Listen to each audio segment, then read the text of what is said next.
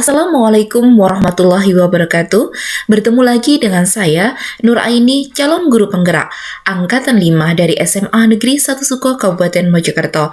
Kali ini kita akan membahas aksi nyata modul 1.4 Budaya Positif. Adapun rancangan tindakan untuk aksi nyata yang akan dilaksanakan adalah budaya positif membuat kesepakatan kelas.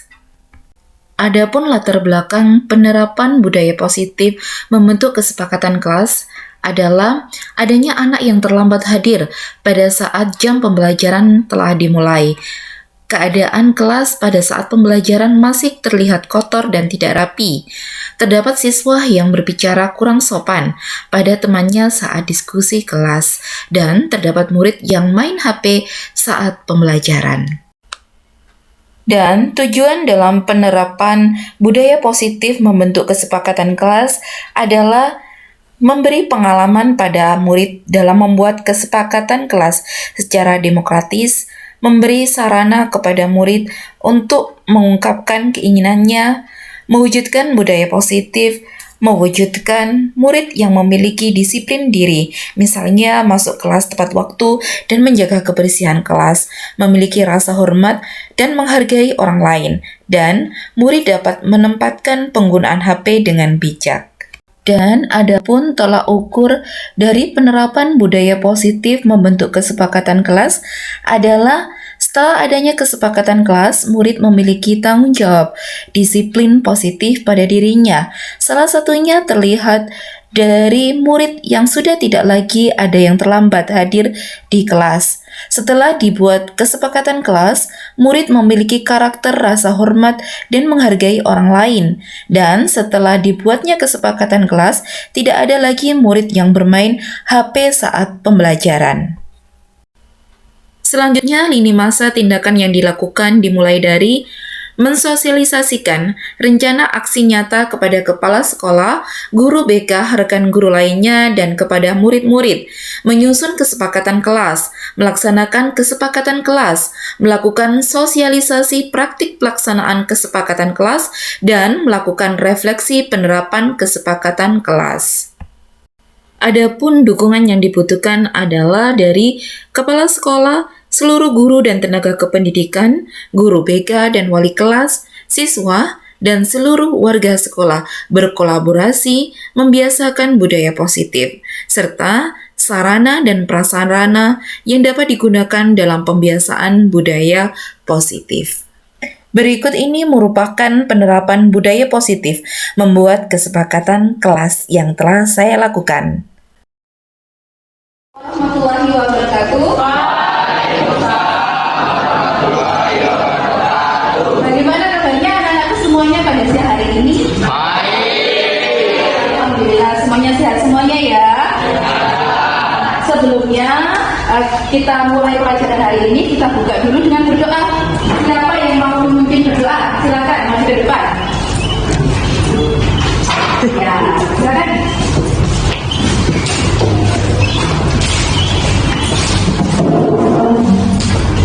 Sebelum pelajaran dimulai, mari kita berdoa untuk agamanya. Kita mulai.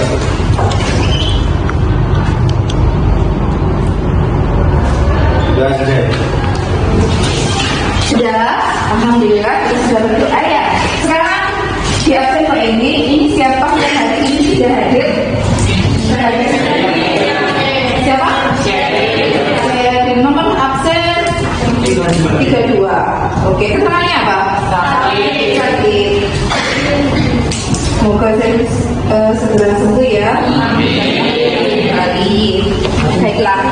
Hari ini ada sesuatu untuk kalian semuanya. Kenapa? Nanti kita akan membuat kesepakatan kelas atau keyakinan kelas. Apa sih itu kesepakatan kelas atau keyakinan kelas?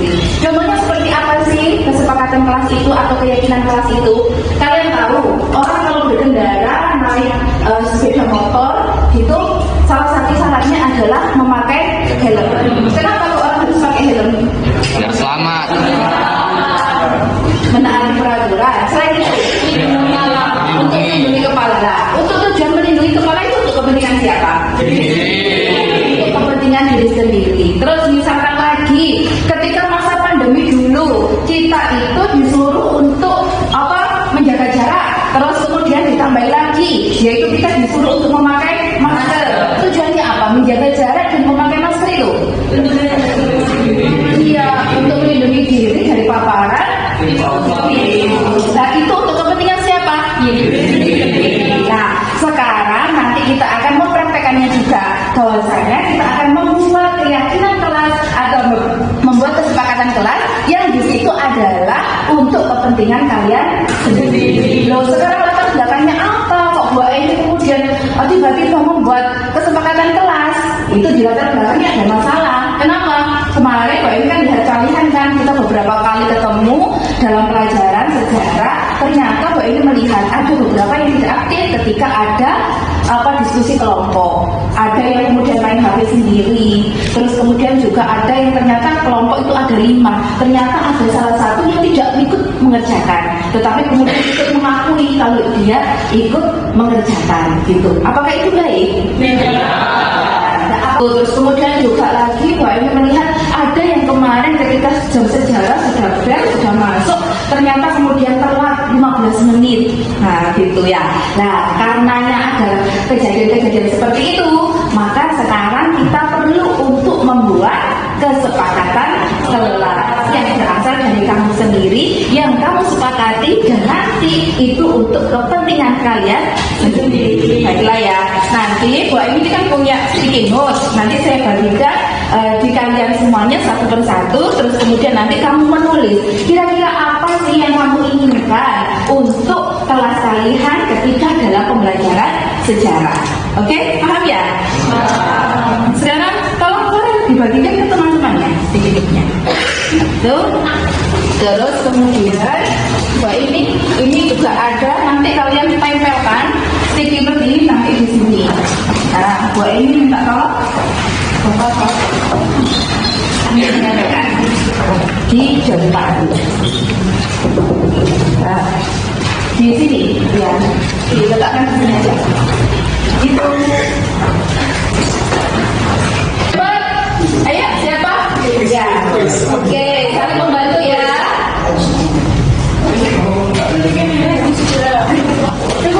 Mungkin bisa warnanya yang ganti-ganti Pak Reto. Biar semuanya nanti sedikit-sedikit warna.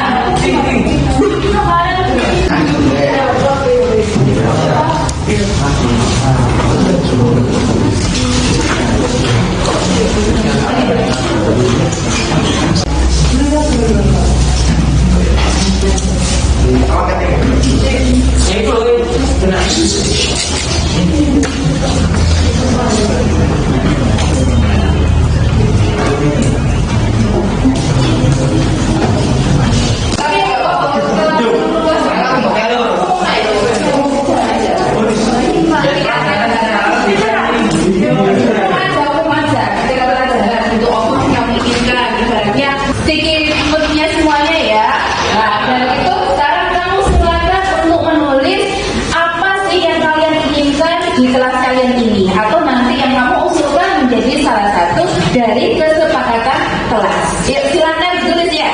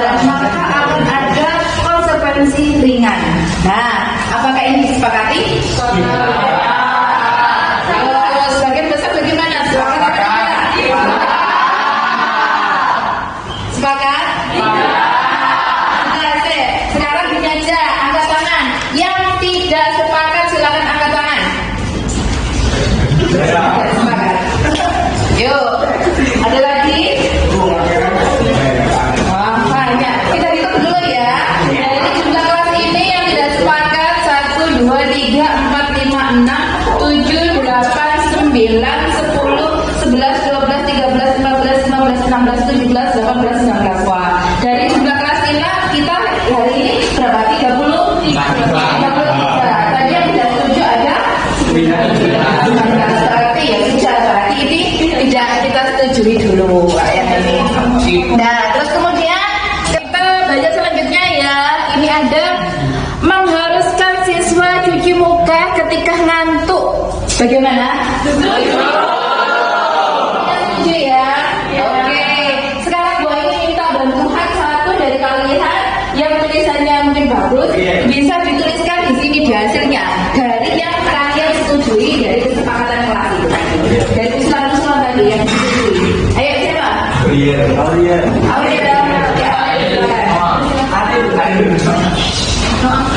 Kamu bisa pakai yang warna-warni itu, nanti ditempel di belakang. Itu, ditulis ya. Ditulis sama Aulia. Mengharuskan siswa cuci muka ketika mengantuk. Iya. Biar apa? Biar oke. Enak, rasanya nggak mau.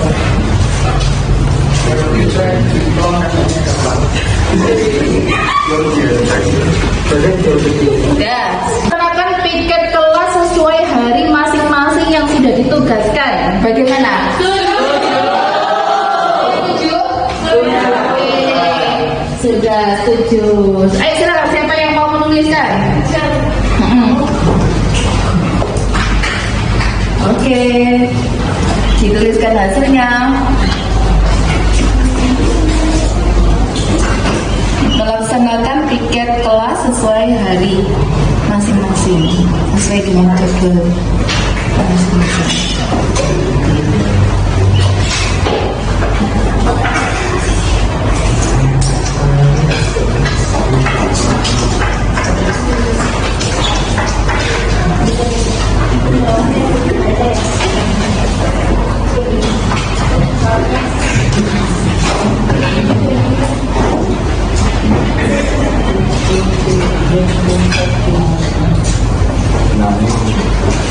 Si Anissa, sekarang kita lihat lagi kesepakatan lagi nih. Menggunakan bahasa yang baik dan sopan. Bagaimana? Iya, menggunakan bahasa yang baik dan sopan itu juga merupakan bagian dari nilai menghargai orang lain. Itu ya, pentingnya berbahasa yang sopan. Yuk, silakan. Siapa yang mau menuliskannya? Tasya.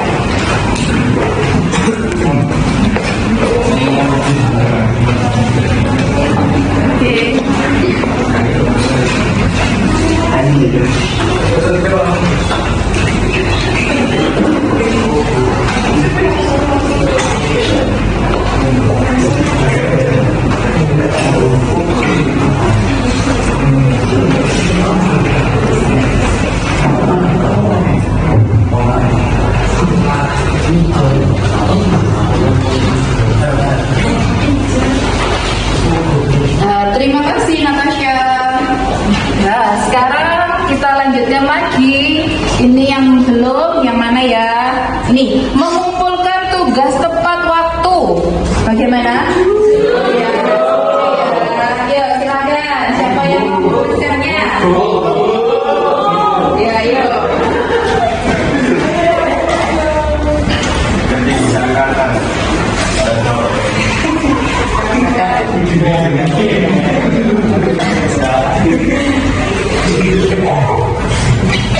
Tulis di situ.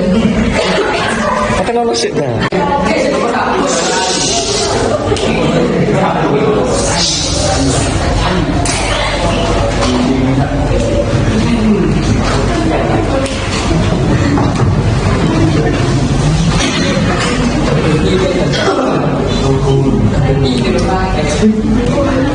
Ya, terima kasih. Kita lanjutkan lagi. Masih ada beberapa yang belum dibaca ya. Kan? Ini. Benar. Kita lanjutkan lagi ya untuk membaca usulan dari kalian untuk kesepakatan kelas. Dan ini yang belum. tidak boleh ramai saat pembelajaran. Bagaimana? Sekarang silakan dituliskan ke depan.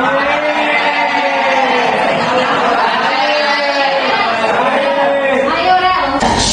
Ya, ini tadi ya, kalau keadaan kelas harus bersih sebelum memulai pembelajaran. Yuk, silakan. Siapa yang mau menuliskan di sini? Ayo.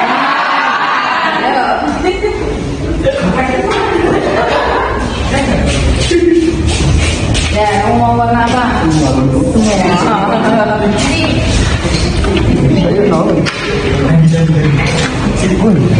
Ditulis di sini. Ini lah yang tadi loh. Keadaan kelas.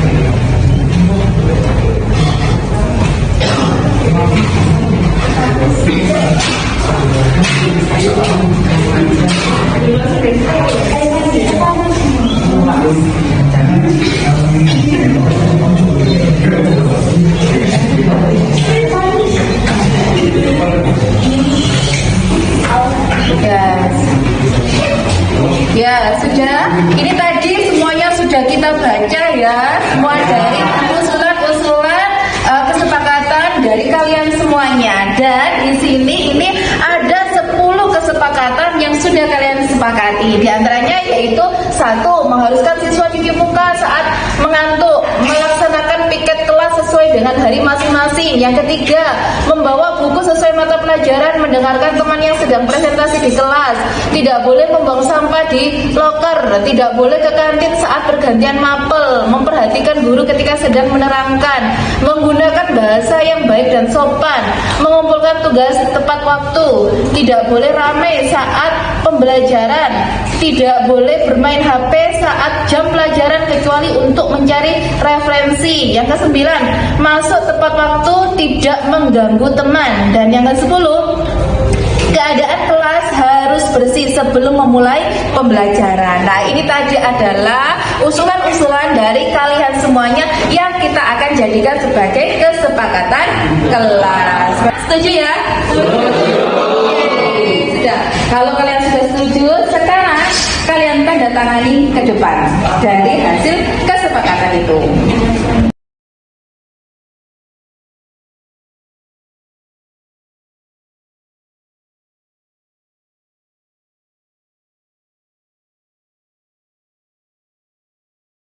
Assalamualaikum warahmatullahi wabarakatuh. Perkenalkan, nama saya Naura Hermi Isnaini Putri dari kelas 10-1.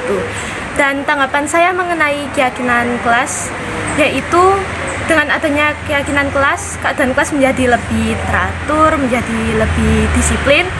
Seperti contohnya ketika kita mengantuk, kita diharuskan untuk mencuci muka itu. Lalu dengan keyakinan kelas juga, keadaan kelas juga menjadi lebih bersih karena seperti contohnya kita juga diharuskan untuk piket sesuai jadwal. Assalamualaikum warahmatullahi wabarakatuh. Perkenalkan, nama saya Muhammad Barudin dari 10-1. Dengan adanya kesepakatan kelas membuat kelas menjadi lebih disiplin dan juga lebih kondusif. Untuk poin yang pertama yaitu kita diharuskan untuk mencuci muka ketika mengantuk saat jam pelajaran. Jadi kita dituntut untuk tidak mengantuk dan juga kebersihan kelas lebih terjaga karena teman-teman melaksanakan piketnya sesuai dengan yang dijadwalkan. Dan juga untuk yang terakhir, ketika kita presentasi sekarang menjadi lebih berani karena lebih dihargai, karena sudah membuat kesepakatan di mana kalau ada yang presentasi harus kita hargai.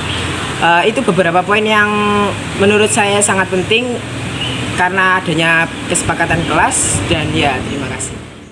Dan berikut ini merupakan kegiatan sosialisasi di sekolah mengenai pemahaman dan penerapan budaya positif. Assalamualaikum warahmatullahi wabarakatuh.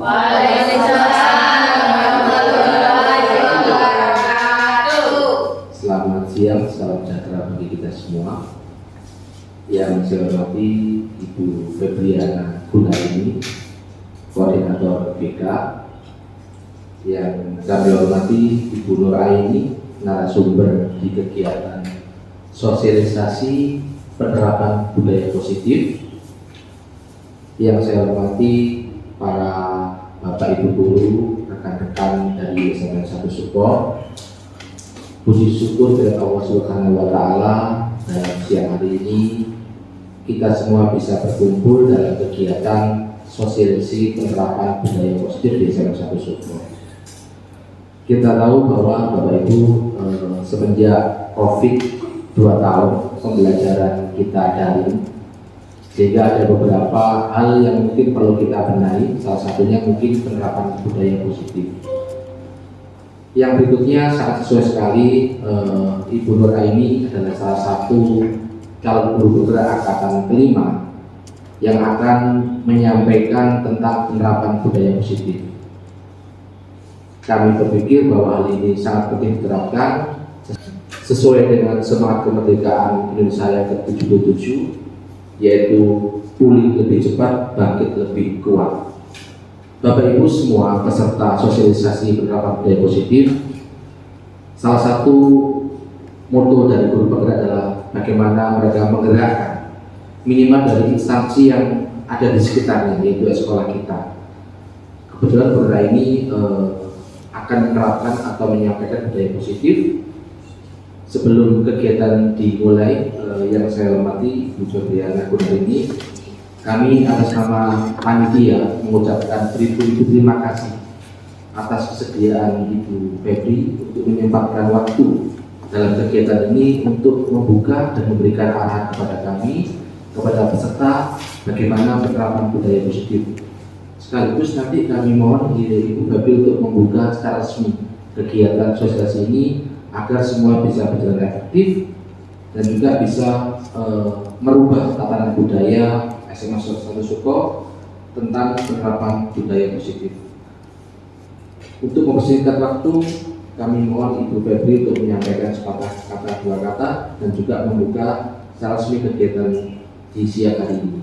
Waktu dan tempat kami persilakan.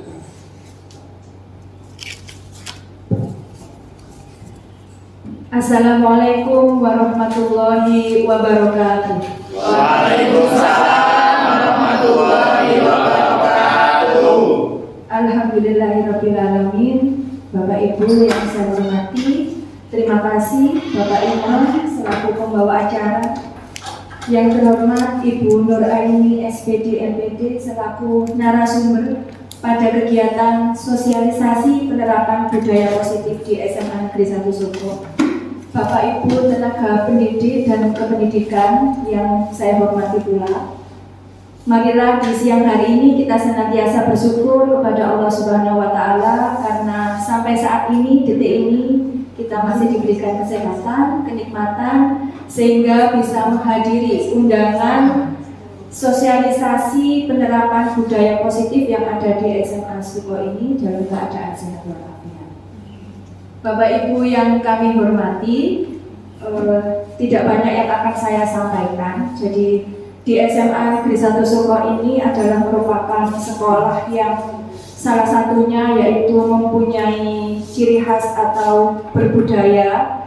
Di antaranya ada beberapa yang sudah diterapkan, ya. Jadi misalnya anak-anak kesehariannya ini sudah dengan Bapak Ibu guru sudah sangat bagus sekali kebiasaannya ketika bertemu dengan Bapak Ibu guru, dengan teman-temannya, mereka salam, ya, sapa, salim, karena sekarang kondisinya sudah pandemi sudah mulai berangsur pulih sehingga kebiasaan yang dulunya sempat terhenti, jadi kebiasaan baik atau budaya positif yang ada di sekolah kita ini sempat terhenti karena dengan adanya pandemi.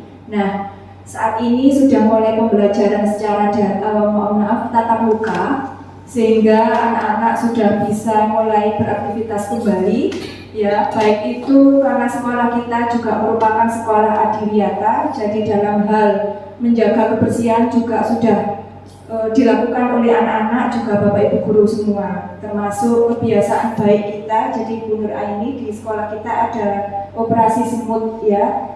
Ini adalah kebiasaan yang sudah kita jalankan sebelum masa pandemi. Jadi operasi semut adalah sejenak memungut. Jadi kapanpun, dimanapun di luar sekolah ketika ada sampah ini yang kurang tepat atau yang seharusnya tidak berada di posisi itu, anak-anak dengan sadar ya langsung memungut seperti itu. Nah, dalam hal ini nanti di kegiatan sosialisasi penerapan budaya positif di SMA Negeri 1 Suko ini nanti Bu Nur Aini selaku narasumber akan memaparkan ya, memberikan materi. Jadi secara khusus mengambil salah satu tema ya, salah satu penerapan budaya yang ada di SMA Suko ini melalui kesepakatan kelas. Jadi apa saja yang dilakukan oleh kelas ya, kesepakatan-kesepakatan atau kebiasaan-kebiasaan apa saja yang harus diterapkan oleh seluruh anggota kelas. Dan di sini nanti diharapkan dengan adanya kesepakatan kelas ini anak-anak lebih termotivasi secara intrinsik ya, menumbuhkan motivasi dari dalam. Dengan adanya kesepakatan kelas ini nantinya anak-anak tidak ada unsur keterpaksaan dalam menjalankan apapun. Semua kontrak belajar, semua aturan atau ya kesepakatan yang harus dibuat oleh kelas ini nantinya dijalankan dengan sukarela, dengan ikhlas oleh anak-anak sendiri tanpa adanya keterpaksaan dari pihak lain. Ini yang diharapkan, karena ketika anak-anak sudah melaksanakan ini dengan ikhlas ya, tanpa pamrih, tanpa ada berat ya, ini akan menghasilkan prestasi belajar yang baik juga, karakter yang baik juga ya. Jadi apapun kondisi anak-anak ya, sepintar apapun, IQ-nya setinggi apapun, tapi tidak dibarengi dengan kecerdasan baik secara emosional, perilaku, karakter yang baik, ini juga tidak akan bisa tumbuh kembang dengan baik. Jadi harapan saya nanti Bapak Ibu bisa mengikuti kegiatan ini dengan baik ya, dan nantinya benar-benar kegiatan ini akan membawa manfaat untuk kita semua, khususnya untuk anak-anak. Dalam hal kesepakatan kelas ini nanti Bu Aini bisa memaparkan materinya secara jelas. Mungkin itu saja Bapak Ibu yang bisa saya sampaikan. Dengan demikian kegiatan sosialisasi penerapan budaya positif di SMA Negeri 1 Suko ini kita buka bersama-sama secara resmi dengan membaca basmalah bersama-sama. Bismillahirrahmanirrahim. Dengan demikian kegiatan sosialisasi penerapan budaya positif di SMA Negeri 1 Suko Mojokerto saya nyatakan dibuka.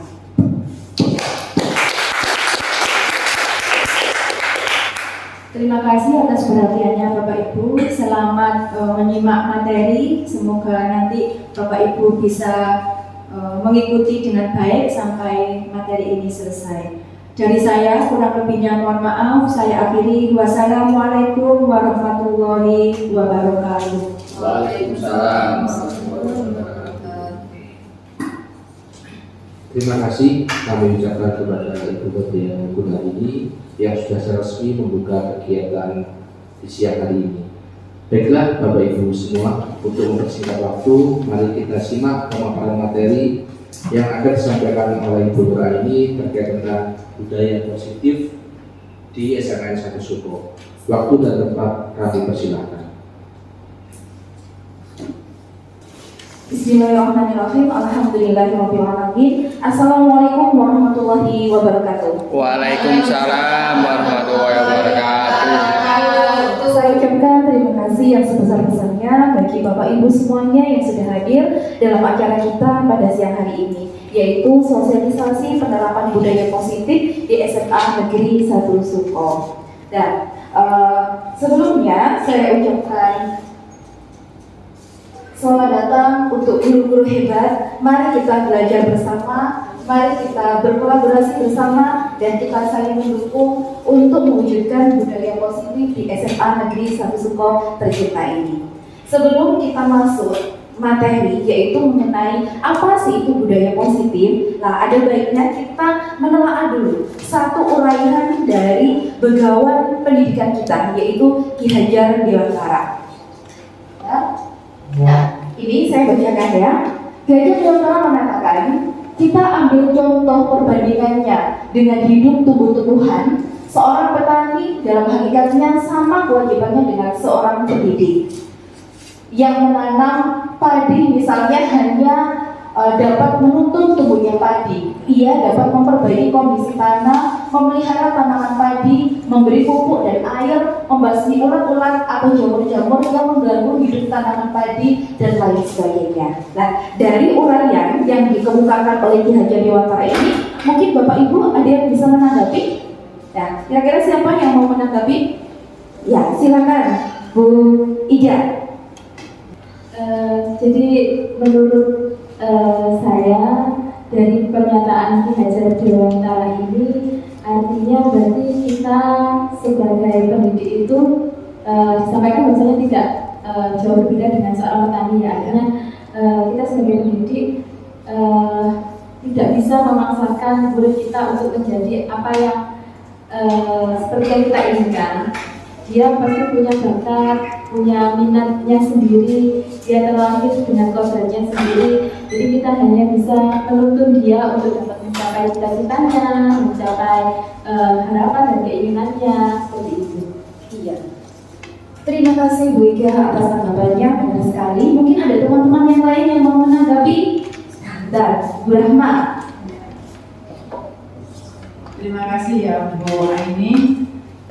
Kalau saya pahami dari statementnya Ki Hajar Dewantara itu bahwa kita sebagai pendidik itu bagaimana menjadi sarana bagaimana anak itu bisa mewujudkan apa yang menjadi kemerdekaan dalam menentukan sesuai dengan kodratnya. Contoh misalnya begini, kadang-kadang sebagai orang tua di sekolah ada kalanya kita tuh menjadi pendengar, ada kalanya kita itu menjadi penasehat, ada kalanya kita bersahabat atau berteman.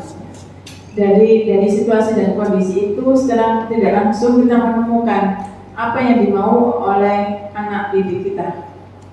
Artinya dengan menjadi atau memposisikan kita seperti itu, kita jadi tahu bahwa apa yang diinginkan oleh peserta didik kita seperti apa, sehingga kita juga bisa bahasa Jawa itu tengah menggennya apa ini anak itu tuh seperti apa. Nah, tetap kita juga tahu kapasitas diri kita dan juga pasti juga dengannya perlu kolaborasi dengan banyak pihak itu. Ya. Terima kasih Bu Rahma atas tanggapannya. Ya, masukan dari Bu Ika, Bu Rahma sudah sesuai. Tapi di sini saya bisa menambahkan ya Ibu-ibu ya dan teman-teman semuanya, bahwasanya kalau kita melihat uraian yang diberikan oleh Ki Hajar Dewantara ini, itu kan berkaitan bahwasanya murid itu sama halnya dengan biji-bijian atau sama halnya dengan tumbuhan. Bahwasanya kalau padi, maka kita tidak bisa memaksakan padi untuk bisa menjadi jagung. Jagung juga tidak bisa kita paksakan untuk menjadi padi. Jadi seperti itu. Jadi semuanya punya karakternya sendiri-sendiri. Anak dan guru itu ibaratnya adalah seorang petani, di mana petani itu hanya bisa membantu tumbuh kembang dari tumbuhan itu. Dan ada satu hal lagi, yaitu perkara lahannya atau ladangnya. Nah, guru punya peran untuk menciptakan ladang yang baik, dan ladang di sini adalah sekolah. Jadi kita memastikan sebagai seorang pendidik kita harus memastikan terciptanya lingkungan sekolah yang baik, yaitu lingkungan yang aman, nyaman, menyenangkan, dan menghindarkan anak-anak dari hal-hal yang buruk. Dan untuk menciptakan lingkungan yang aman, nyaman, dan menghindarkan anak-anak dari pengaruh buruk itu, maka perlu dilakukan yang namanya penerapan budaya positif. Dan itulah yang yang menjadi titik poin kenapa budaya positif itu penting untuk diterapkan di sekolah. Begitu. Nah, selanjutnya kita akan mengulas tentang apa sih itu sebenarnya budaya positif dan apa-apa unsur utama yang ada dalam budaya positif. Saya lanjutkan ya. Ini berkaitan tentang apa sih itu sebenarnya budaya positif. Budaya positif di sekolah merupakan pewujudan dari nilai-nilai atau keyakinan-keyakinan universal yang diterapkan di sekolah. Jadi hal-hal yang sebenarnya umum yang diyakini sebagai suatu bentuk kebaikan. Dan kebaikan-kebaikan itu kalau dilakukan secara terus-menerus akan menjadi sebuah kebiasaan. Dan kebiasaan akan menjadi karakter. Itu. Terus kemudian budaya positif adalah nilai-nilai, keyakinan-keyakinan dan kebiasaan-kebiasaan di sekolah yang berpihak pada murid agar murid dapat berkembang menjadi pribadi yang mandiri dan bertanggung jawab terhadap perilakunya. Jadi apapun Bapak Ibu semuanya yang dilakukan di sekolah, program-program yang ada di sekolah, semuanya itu harus bermuara kepada murid. Karena di sini pendidikan itu yang menjadi senternya adalah murid. Jadi apapun itu akan kembali kepada murid. Pembelajaran berpusat pada murid. Ya. Terus selanjutnya tentang budaya positif, maka ini erat kaitannya yang namanya disiplin positif. Apakah saya bisa tahu di antara teman-teman ini yang dinamakan disiplin itu yang kayak gimana sih? Mungkin ada yang mau berpendapat? Ya, silakan Bu Rini. Terima kasih atas waktu yang diberikan kepada saya. Sedikit menanggapi dari apa yang ditanyakan oleh Bu Nur Aini. Disiplin itu menurut saya salah satu cara yang dilakukan oleh suatu lembaga maupun suatu individu agar seseorang menjadi patuh menjadi seorang yang penurut, mengikuti peraturan yang berlaku agar dia bisa mendapatkan reward atau tidak terkena masalah. Menurut saya seperti itu.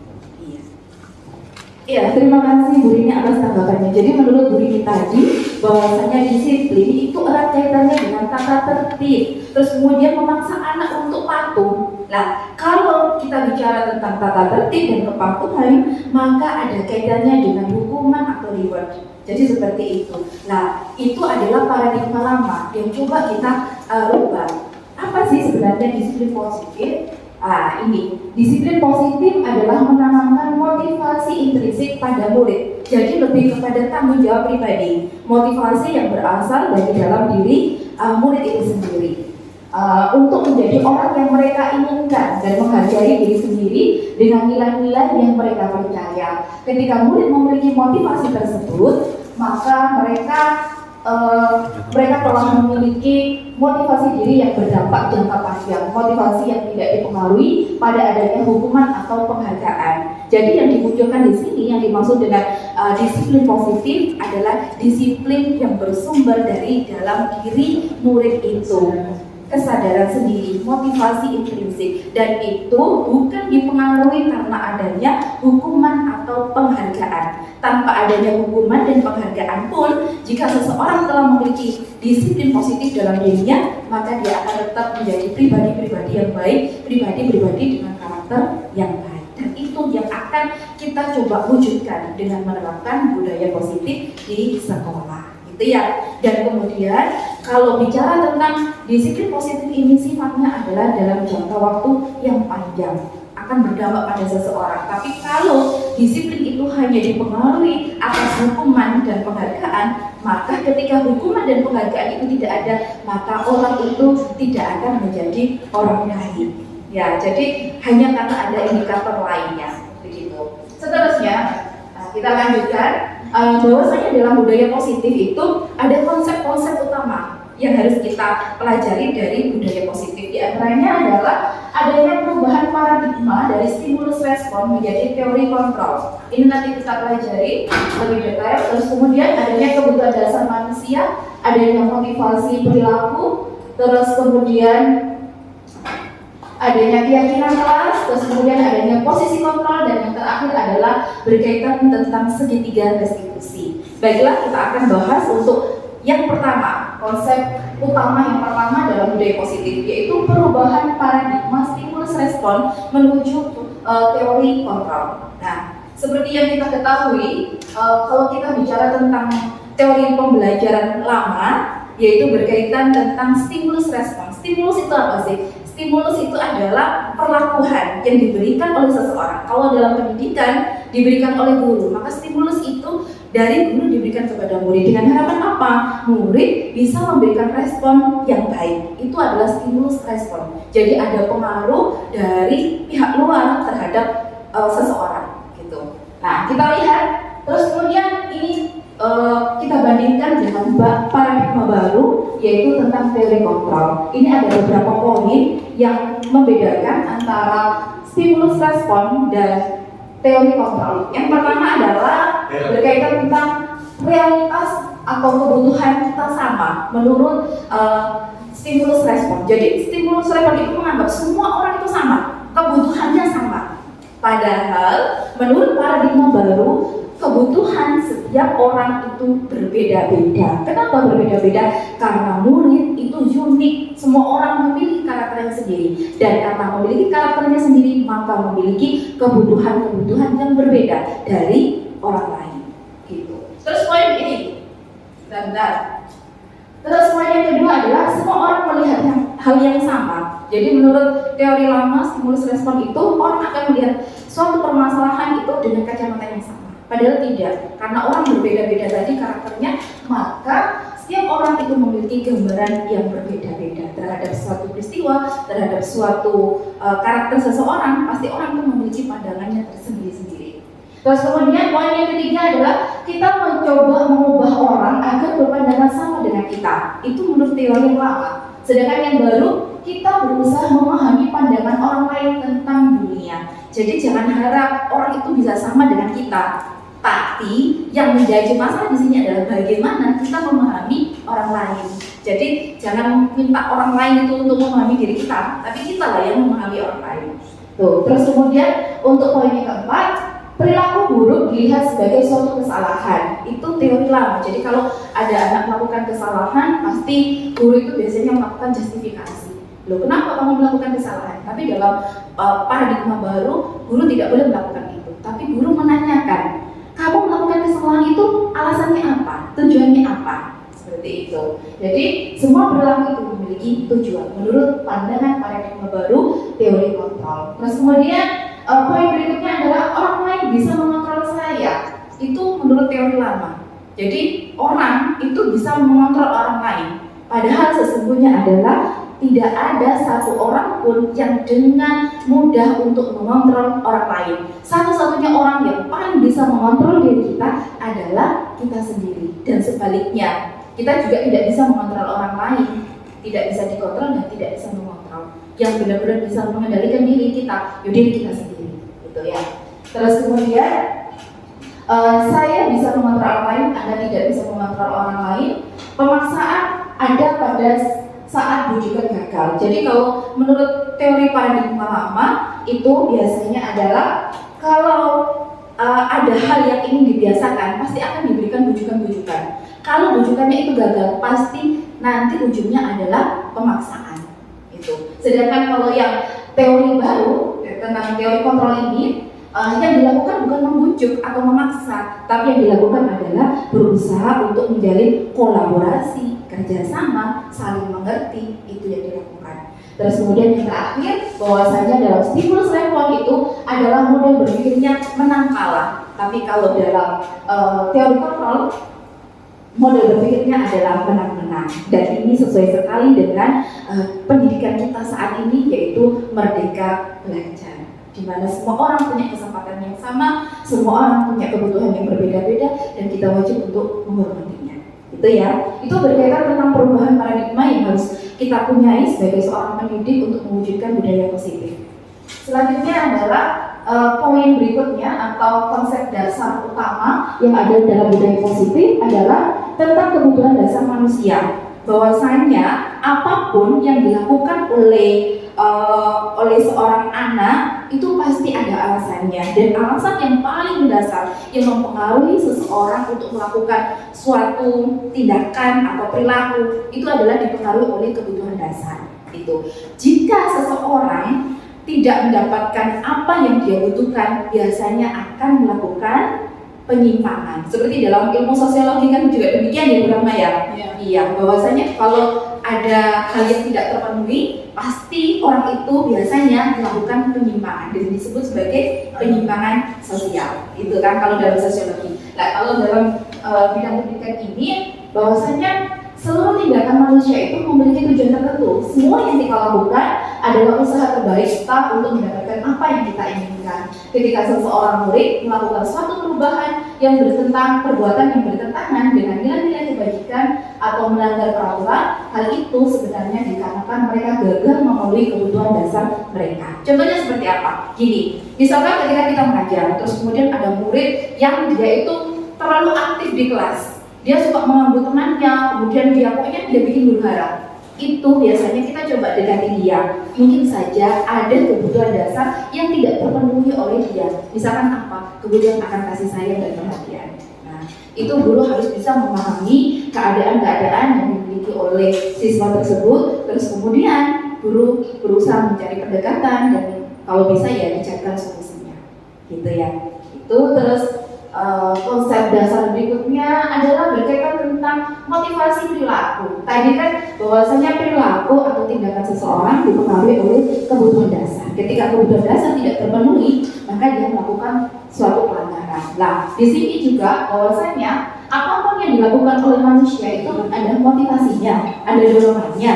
Nah, dorongan atau motivasi itu ada dua jenis, yaitu motivasi intrinsik dan motivasi ekstrinsik. Motivasi ekstrinsik itu apa? Yaitu diantaranya kita bisa menyebutnya seperti itu untuk menghindari ketidaknyamanan atau hukuman. Jadi biasanya orang kayak murid gitu ya, dia misalkan harus datang tepat waktu, tidak boleh terlambat, memakai seragam dengan benar. Biasanya ada yang merasa bahwasanya itu hanya untuk menghindari supaya dia tidak dihukum atau supaya dia tidak mengalami kesulitan. Itu termasuk dalam motivasi ekstrinsik atau motivasi yang berasal dari luar diri, yaitu dari peraturan sekolah. Terus yang kedua, untuk mendapatkan imbalan atau penghargaan dari orang lain.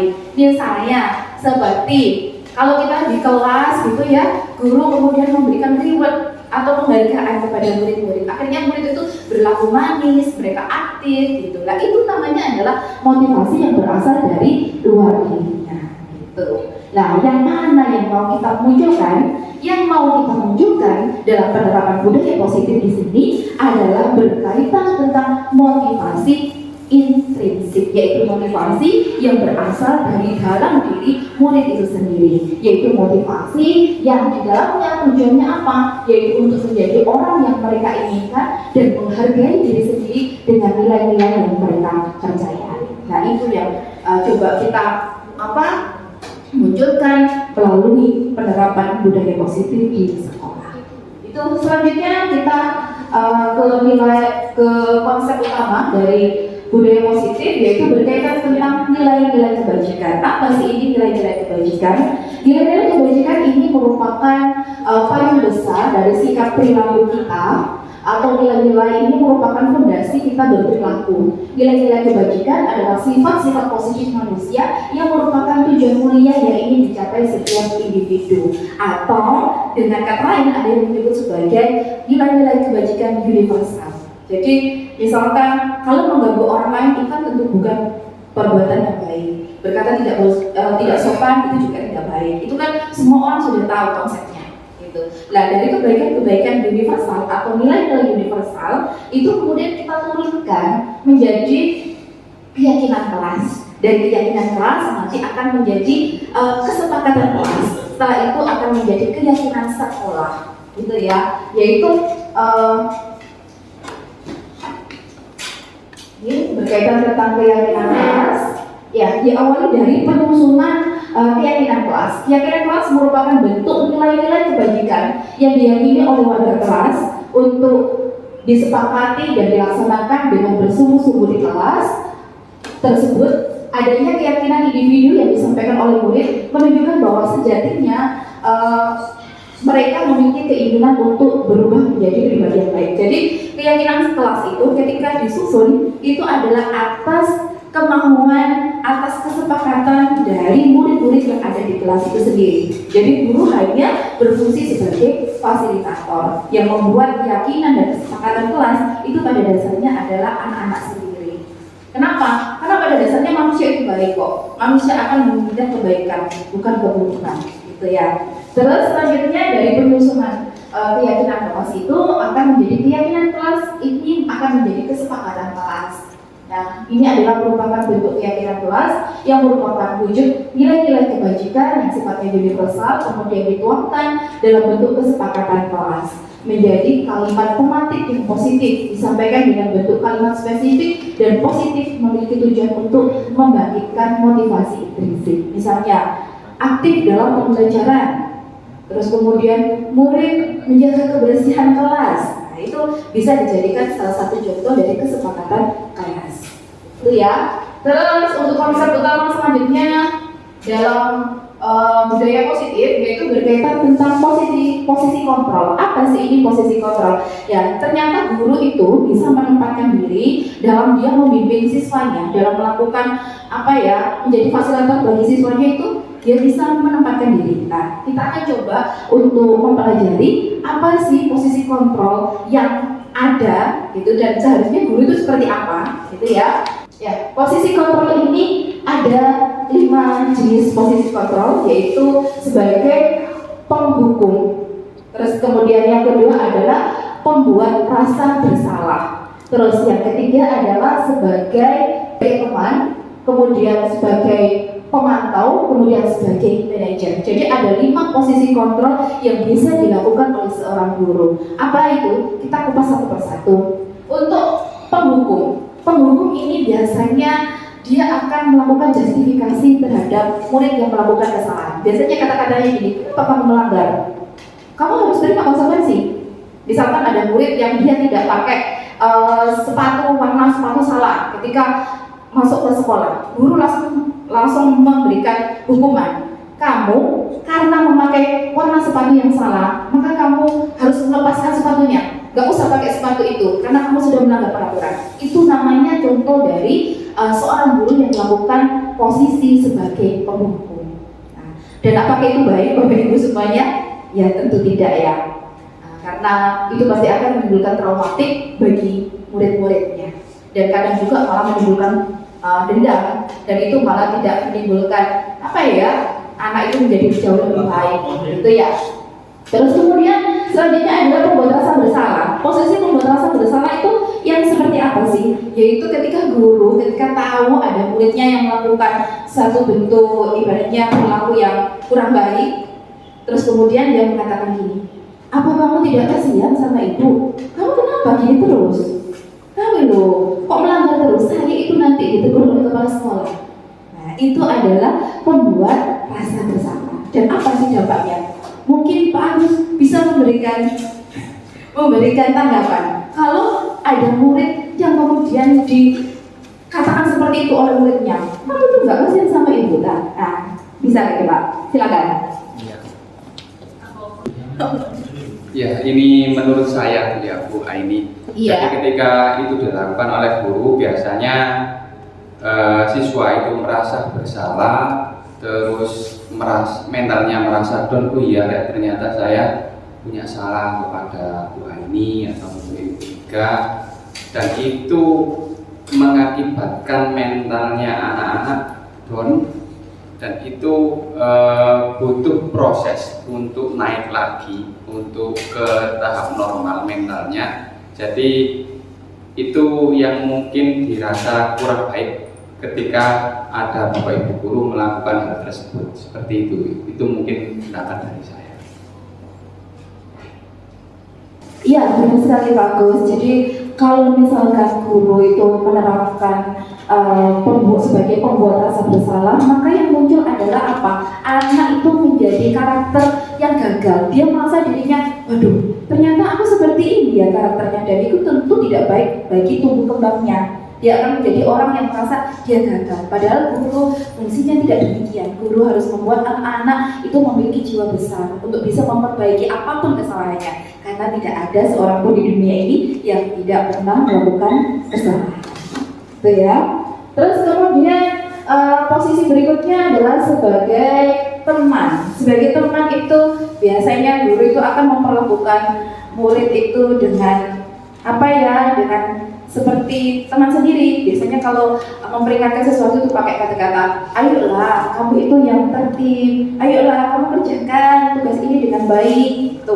Itu adalah fungsi kontrol sebagai seorang teman. Jadi sifatnya lebih fleksibel. Cuma untuk posisi sebagai teman ini apakah memiliki dampak yang cukup besar untuk membuat anak-anak menjadi lebih baik? Itu yang patut nanti kita pertanyakan ya. Untuk selanjutnya adalah sebagai pemantau. Kalau pemantau ini ada ukurannya. Jadi seorang guru kalau dia berposisi sebagai pemantau itu biasanya dia akan menanyakan dulu kepada anaknya, melakukan reinforcement. Dia menyatakan apa yang kamu sudah lakukan. Terus kemudian kalau kamu melakukan ini konsekuensinya apa? Anak akan menjawab, oh saya akan mendapatkan seperti ini, dan kemudian ada penghitungan poinnya. Gitu. Jadi tidak serta-merta anak itu langsung dihukum, tidak. Ada ibaratnya kayak saling menanggapi antara murid dengan gurunya itu. Itu kalau itu adalah sebagai pemantau. Jadi guru hanya mengoneksikan aja dengan peraturan yang ada, gitu. Tidak langsung menghukum. Terus kemudian selanjutnya adalah fungsi manajer, dan inilah fungsi posisi kontrol yang harus kita miliki sebagai seorang pendidik pada masa sekarang ini. Di mana posisi sebagai manajer ini fungsinya adalah murid itu ketika melakukan kesalahan, guru itu harus menjadi fasilitatornya dan berusaha untuk menjadikan anak-anak itu tidak menjadi pribadi yang gagal, tetapi dia bisa memperbaiki kesalahannya. Jadi dia harus ada solusi, dia harus ada punya tanggung jawab terhadap perilaku yang sudah dia lakukan. Gitu. Dan posisi kontrol sebagai manajer ini nanti akan diperkuat dengan adanya restitusi dan segitiga restitusi. Apa itu restitusi? Nanti kita belajar ya berikutnya. Ini berkaitan tentang restitusi.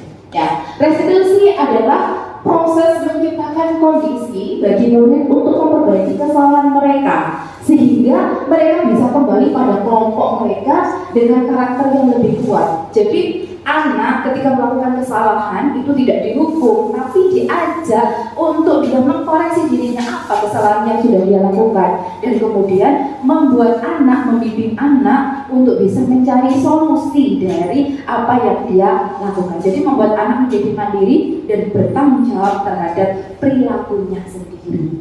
Itu. Terus kemudian restitusi juga merupakan proses kolaborasi yang mengajarkan murid untuk mencari solusi untuk masalah mereka dan membantu murid berpikir tentang orang seperti apa yang mereka inginkan dan bagaimana mereka harus memperlakukan orang lain. Jadi masalahnya di sini adalah semuanya itu lebih kepada motivasi intrinsik diri sendiri seperti itu. Selanjutnya kita bicara tentang segitiga restitusi. Kalau tadi kita membahas tentang restitusinya, sekarang restitusi itu bisa dilakukan dengan tahap-tahap apa? Ada 3 tahap dalam segitiga restitusi. Yang pertama adalah menstabilkan identitas. Apa sih yang dimaksud dengan menstabilkan identitas? Maksudnya biasanya gini, guru akan memberikan dialog kepada muridnya, akan membuat anak itu masih menjadi orang yang berharga. Yaitu biasanya dengan mengatakan gini, tidak ada kok orang yang sempurna, semua orang itu pernah melakukan kesalahan.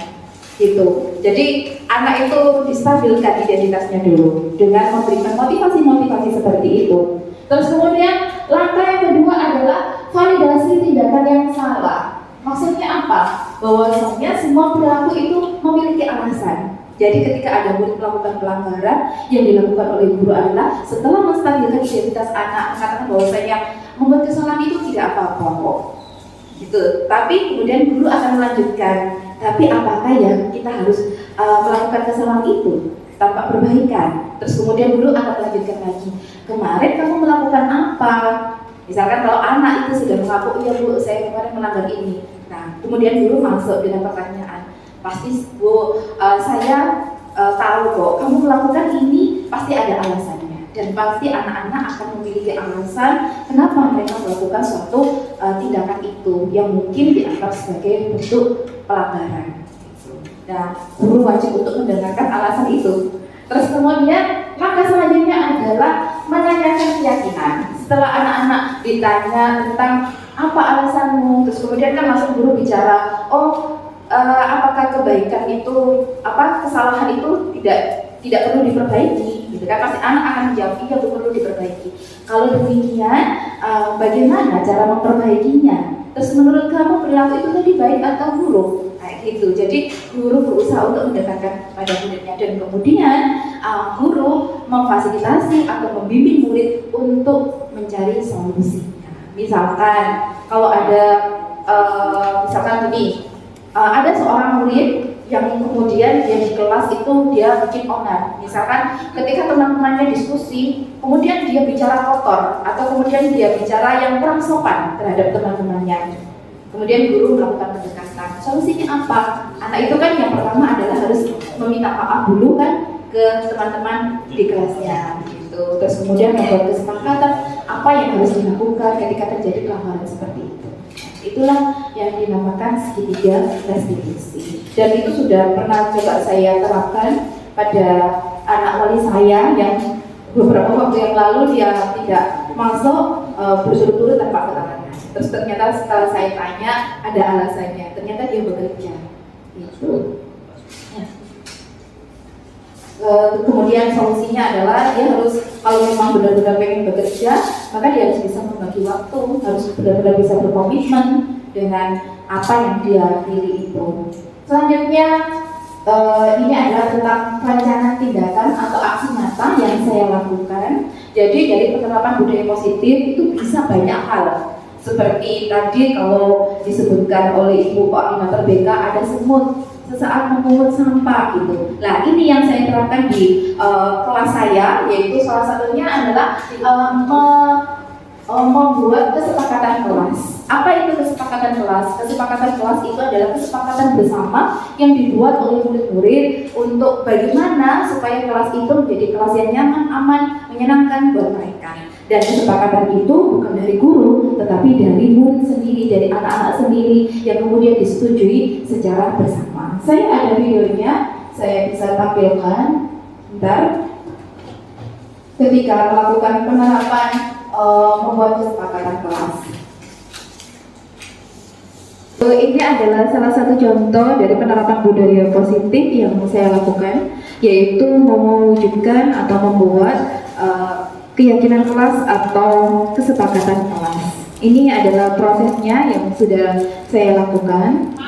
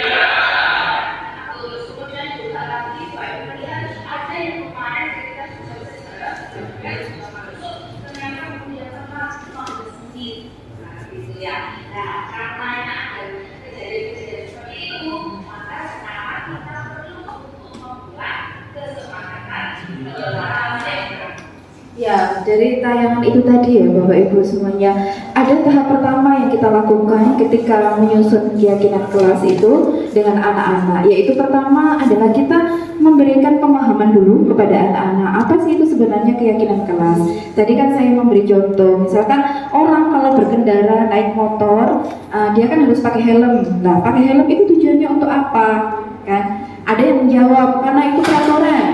Tapi juga kan ada yang tahu kan bahwasanya memakai helm sebenarnya adalah untuk keselamatan pengendara itu sendiri. Nah, itu yang coba kita berikan pemahaman kepada anak-anak. Terus kemudian selain kita memahamkan apa sih itu keyakinan kelas sebagai bagian dari penerapan budaya positif, diantaranya adalah kita memberikan semacam alasannya, tujuannya apa. Seperti tadi yang saya lakukan adalah saya mengatakan bahwa ini perlu untuk membuat kesepakatan kelas di sini karena beberapa waktu yang lalu setelah kita beberapa kali ada pertemuan, ternyata kok ada ya yang ketika diskusi tidak aktif, malah asik main HP sendiri, padahal HP-nya tidak digunakan untuk mencari referensi tapi untuk main game gitu. Terus kemudian ada lagi yang dari pengamatan saya kemarin itu juga ada ketika jam pergantian jam dan ketika Bu Aini sudah masuk kelas, ada yang masih terlambat sekitar 10 menit, 15 menit, dan itu terjadi beberapa kali. Nah, jadi kita memberikan kepada anak-anak pemahaman tentang apa sih itu budaya positif, apa sih pentingnya budaya positif, dan apa yang melatar belakangi kenapa kita penting memiliki keyakinan kelas di dalam kelas kita itu. Nah, jadi seperti itu kita mengiringnya. Kita lanjutkan.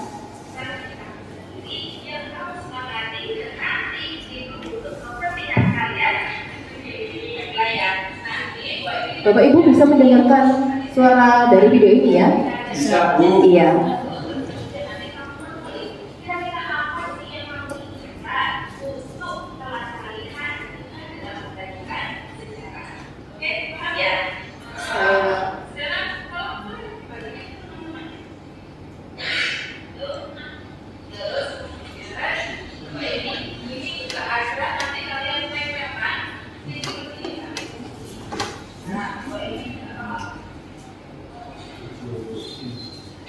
Ya, jadi selanjutnya ini anak-anak disuruh untuk mengisi usulan-usulan mereka tentang kaitannya dengan kesepakatan kelas. Apa sih yang mereka inginkan nanti di kelas mereka itu? Ini dengan anak-anak itu menulis usulan-usulannya di sticky note yang nantinya ditempelkan di kertas manila. Itu kita lihat prosesnya.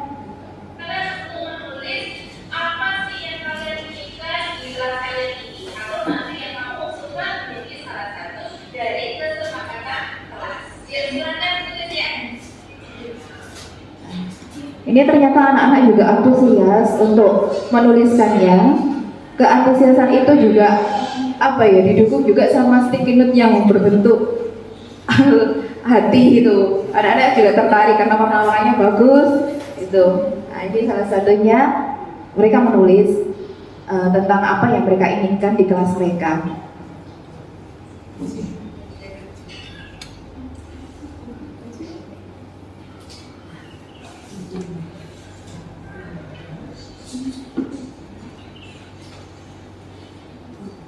Dan ternyata juga anak-anak antusias, mereka dengan serius mau untuk menuliskan keinginan mereka untuk dijadikan kesepakatan kelas. Ya. Selanjutnya ketika anak-anak sudah selesai untuk menuliskan pendapatnya, kemudian akan ditempelkan di depan.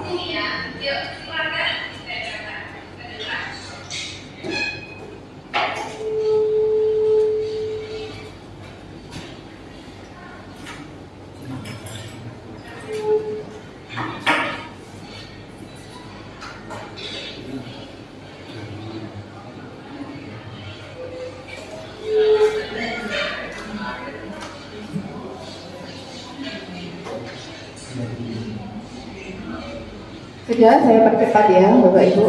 Ini setelah anak-anak menempelkan sticky note-nya di depan itu yang berisi tentang pendapat-pendapat mereka, kemudian guru membacakannya, terus kemudian meminta anak-anak untuk pendapat mereka, apakah mereka menyetujui atas usulan yang ditulis oleh teman mereka yang sudah ditempelkan di depan itu. Nah, ini karena ada perbedaan pendapat, akhirnya dilakukan sudah voting saja, jadi setuju apa tidak gitu.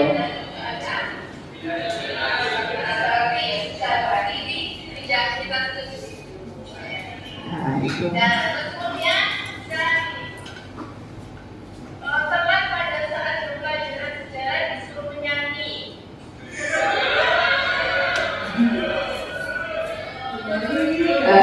Kalau seperti itu kan menyanyi kan nggak ada hubungannya kan dengan pelajaran itu, jadi tidak disepakati akhirnya itu. Nah, itulah anak-anak itu ada saja yang mereka usulkan gitu. Ya, selanjutnya akhirnya setelah ada yang disetujui dari usulan-usulan anak-anak itu, mereka menuliskan sendiri di bagian sisi kanan, yaitu hasilnya. Jadi ada usulannya, ada hasilnya. Nah, mereka menulis. Nah, itu.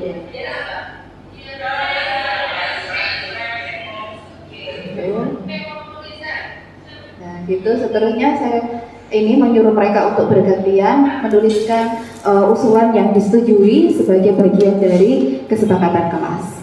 Begitu seterusnya sampai kemudian semua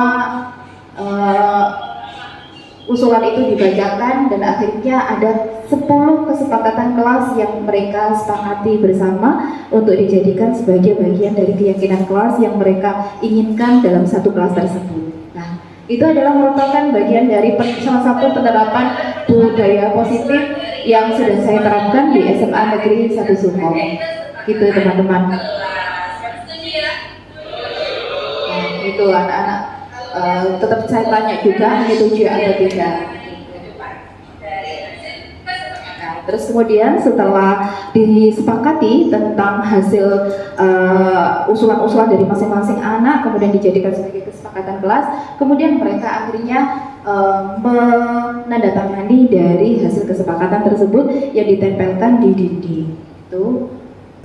Iya, Bapak Ibu semuanya, tadi itu adalah salah satu penerapan dari budaya positif, yaitu membuat kesepakatan kelas. Tadi dari video itu tadi kan kita sudah tahu kan tahap-tahapannya seperti apa. Nah, ini rencana tindakan untuk aksi nyata yang sudah saya buat.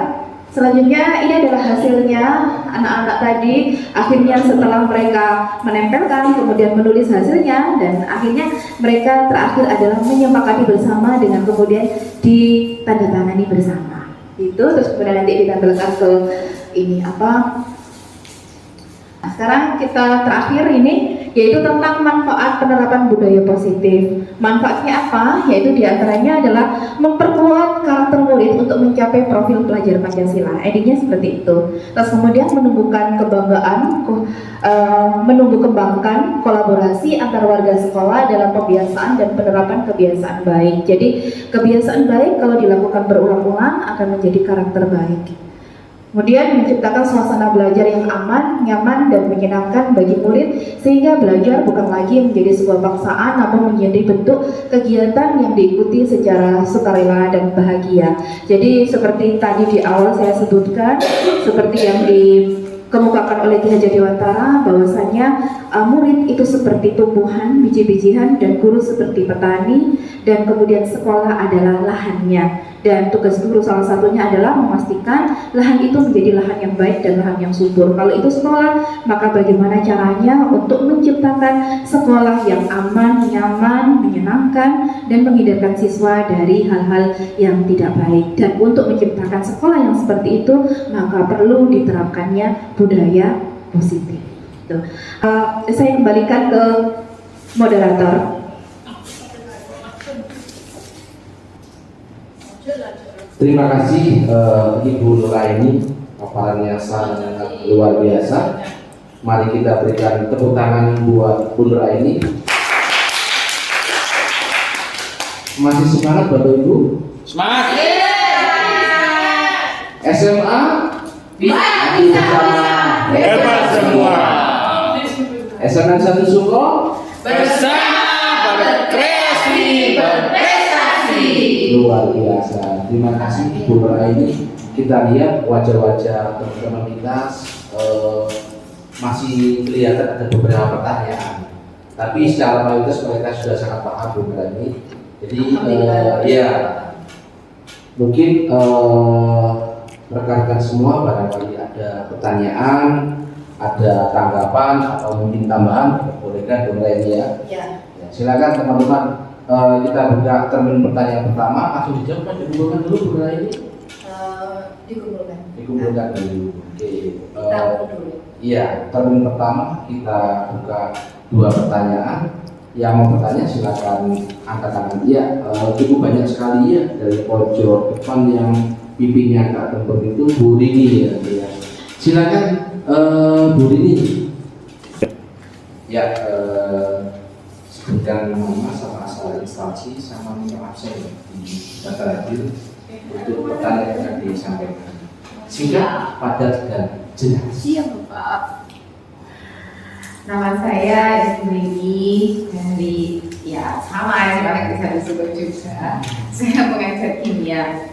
Ini tadi Ibu memaparkan bagaimana proses Ibu menyusun keyakinan kelas pada saat mata pelajaran sejarah ya Bu. Bolehkah keyakinan kelas itu saya susun karena saya merasa kecewa dengan hasil ulangan anak-anak. Jadi saya ingin mengembalikan lagi kesadaran anak-anak tentang tujuannya dia ke sekolah. Karena kalau misalkan anak-anak itu sadar ya tujuan dia ke sekolah itu adalah untuk belajar, pintar, sebagai jalan untuk meraih kesuksesan, tentunya kan hasil ulangannya nggak segitu buruk. Karena ternyata waktu saya tanya untuk soal-soal yang mudah, kebetulan saya memberikan 7 soal Bu ini, 3 soal mudah, 2 soal sedang, dan 2 lagi soal sulit. Nah, 3 soal mudah ini loh Bu, mereka itu nggak benar jawabnya, salah. Waktu saya tanya, jawaban mereka enteng sekali dan membuat saya cukup kecewa. Saya tidak belajar. Menurut Bu Aini, apakah nanti kalau misalkan saya kembali ke kelas tersebut, saya bisa nggak ya menerapkan keyakinan kelas itu agar bisa memotivasi anak-anak untuk menyadari kembali tujuan awal mereka ke sini? Begitu Bu. Terima kasih. Terima kasih Bu Rini, pertanyaan yang luar biasa. Untuk sementara kita tampung dulu ya Bu Rini ya. Pertanyaan kedua di termin pertama ada yang mau bertanya, silakan. Siapa dulu? Ada Bu Resti dulu ya, silakan Bu Resti. Terima kasih atas kesempatan yang diberikan kepada saya. Begini Bu Nuraini ya, sebenarnya tentang pembuatan kesepakatan kelas ini saya yakin akan membawa dampak yang besar dan sangat positif sekali untuk mungkin diterapkan di kelas-kelas lain juga. Ini menjadi sebuah terobosan yang sebenarnya akan sangat baik kalau kita lakukan. Tetapi melihat karakteristik siswa Ibu yang tadi juga disampaikan bahwa murid itu unik. Mereka mempunyai kekhasan masing-masing, mereka mempunyai karakter yang tidak sama antara satu dengan yang lainnya. Meskipun sudah menyepakati, meskipun tadi juga sudah bertanda tangan di bawah hasilnya tadi, tidak menutup kemungkinan bahwa dalam praktiknya masih ada yang melakukan penyimpangan. Entah itu mungkin disengaja atau tidak. Karena kadang-kadang murid ataupun peserta didik itu mereka tidak bisa terpacu hanya berdasarkan pedoman ini. Kadang-kadang mereka ingin, oh saya pengen begini, oh saya pengen begini.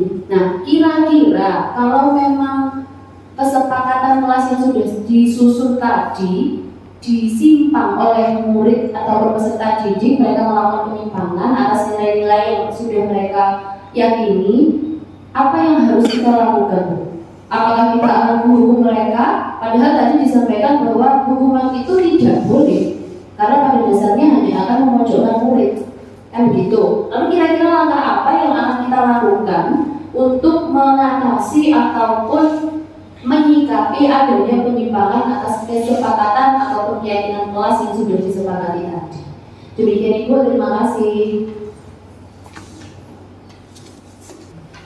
Di termin pertanyaan pertama ada 2 pertanyaan Bu Nura ini ya. Yang pertama dari Bu Rini yang mengajar mata pelajaran kimia. Yang berikutnya ada dari Bu Lesti. Yang pertama Bu Rini menanyakan terkait hasil ulangan yang tidak sesuai ekspektasi, tidak sesuai harapan, mungkin kebanyakan nilainya di bawah KKM. Nah, apakah itu bisa dijadikan dasar atau fondasi dalam menyusun keyakinan kelas? Mungkin perlu dikit belajar atau apapun namanya. Yang kedua dari Bu Lesti, jika sudah tersusun kesepakatan kelas, ada yang melanggar, apakah hukuman itu berita? Kalau tidak, maka kalau boleh.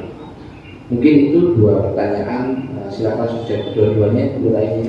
Teman-teman masih semangat semuanya ya? Masih. Ya, silakan mulai. Waktu kami persilakan. Iya, saya coba menjawab dari pertanyaan dari Ibu Rini sama Bu Lesti, di mana Bu Rini tadi bertanya bahwasanya pernah mengalami bahwasanya anak-anak dalam kelas yang di Bu Rini, yaitu mata pelajaran kimia, anak-anak mendapatkan nilai yang kurang baik, gitu, kurang memuaskan. Nah, apakah boleh untuk menyusun keyakinan kelas atau kesepakatan kelas berkaitan tentang alasannya karena nilai yang buruk itu tadi?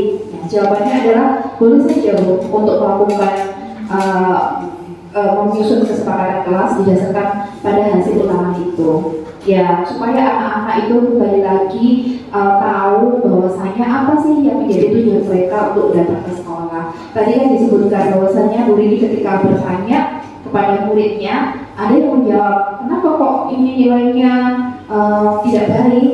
Nah, anak ada yang menjawab tadi yang dikatakan Bu Rini, yaitu tidak belajar Bu dengan entengnya. Nah, itu kan menunjukkan anak-anak belum memiliki tanggung jawab dan kemandirian. Nah, dari hasil itu bisa kemudian disepakati sebuah kesepakatan kelas supaya anak-anak itu lebih mandiri dan bertanggung jawab bahwasanya apapun perilaku yang mereka lakukan itu pasti akan ada dampaknya dan mereka harus bertanggung jawab atas itu, gitu ya. Jadi nggak apa-apa kesepakatan kelas itu dijadikan salah satu jawaban dari ketika terjadi anak-anak nilainya tidak bagus atau nilainya kurang baik. Nah, itu kalau nilainya kurang baik salah satu juga merupakan indikator kalau anak-anak kurang termotivasi ketika dalam pembelajaran. Dan pertanyaan kedua dari Ibu Lesti tadi yang menyatakan bahwasanya kalau misalkan kesepakatan kelas itu sudah disepakati bersama, sudah disetujui bersama, sudah ditandatangani bersama, tapi kok kemudian masih ada anak-anak yang kemudian melakukan penyimpangan atau pelanggaran terhadap kesepakatan kelas yang sudah disetujui bersama itu, maka apa yang dilakukan oleh guru?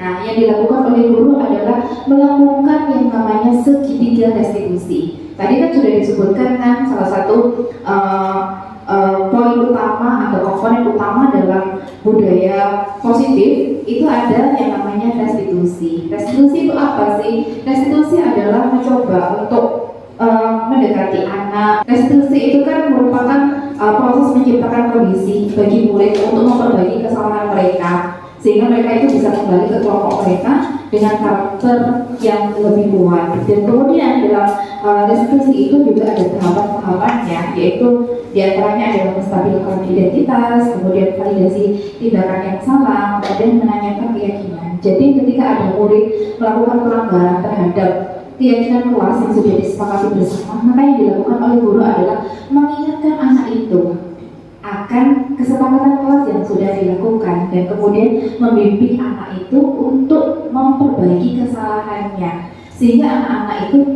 bisa mandiri dan bertanggung jawab terhadap perilaku yang sudah dilakukan dan dia bisa kembali kepada teman-temannya mempertanggungjawabkan tetapi tidak dengan posisi yang dia down gitu. Jadi tadi terus kemudian apakah hukuman bisa dilakukan untuk memberikan peringatan bagi anak yang sudah melanggar dari kesepakatan yang sudah disepakati bersama itu, diusahakan hukuman itu tidak usah ada. Kenapa?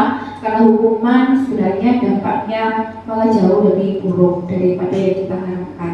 Jadi seharusnya ya sudah dilakukan seketika restitusi aja, yang kemudian guru melakukan pembimbingan sehingga anak-anak bisa memperbaiki kesalahannya dan kembali menjadi anak-anak yang memiliki karakter yang lebih baik dan lebih kuat. Seperti itu Pak Iwan yang bisa saya paparkan berkaitan tentang pertanyaan dari Bu Rigi dan Bu Lesti tadi. Terima kasih Bu Nuraini. Jadi dua pertanyaan tadi sudah dijawab ya. Yang pertama ada beberapa dasar yang bisa kita gunakan dalam kesepakatan kelas.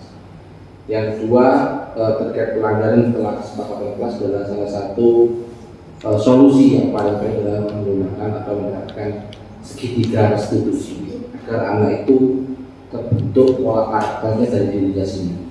Dia sadar akan dia melakukan kesalahan, dia mau berubah dan tidak ada rasa dendam. Karena itu bukan penghukuman, tapi bagaimana membangkitkan rasa bersalah anak itu agar mereka mempunyai tanggung jawab yang lebih besar. Mungkin itu intinya. Waktunya sudah cukup siang ya, jadi mungkin sedikit kita simpulkan hari ini kegiatan yang disampaikan oleh Bu Nuraini bahwa yang pertama penerapan budaya positif ini sangat sesuai kita terapkan saat ini terutama di sekolah kita. Bagaimana membangun karakter, memulihkan karakter anak-anak setelah 2 tahun pandemi COVID. Yang pertama adalah melalui implementasi penyusunan kesepakatan kelas, di mana dalam situ anak-anak akan mempunyai semacam rasa bertanggung jawab berdasarkan keinginannya, harapannya, impiannya disepakati dalam satu kelas tersebut.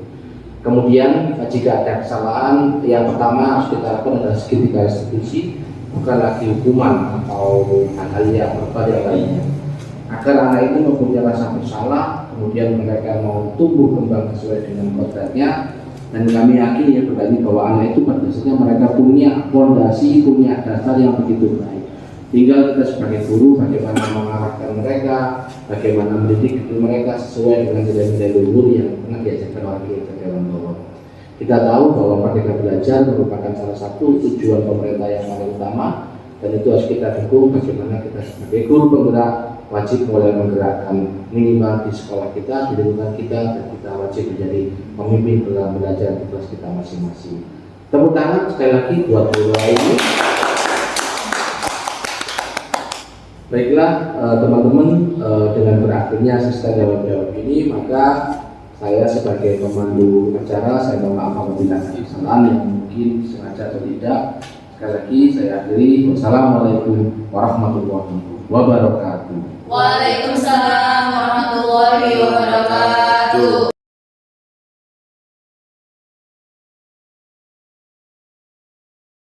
Assalamualaikum warahmatullahi wabarakatuh. Saya Ibu Rini Trisnowulan Tantri dari SMA Negeri 1 Suko, Kabupaten Mojokerto. Kemarin saya sempat mendapat undangan dari Ibu Nuraini pada saat beliaunya melaksanakan sosialisasi budaya positif materi modul 1.4 pada pendidikan guru penggerak yang beliau ikuti sekarang.